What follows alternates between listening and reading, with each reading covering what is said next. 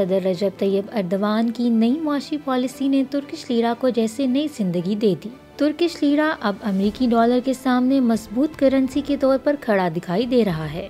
इस हफ्ते अमेरिकी डॉलर के मुकाबले में तुर्किश लीरा की कीमत में 57% का गैर मामूली इजाफा हुआ। आज मुल्क भर की एक्सचेंज मार्केट्स में एक अमेरिकी डॉलर 11.81 तुर्किश लीरा में फरोख्त हुआ।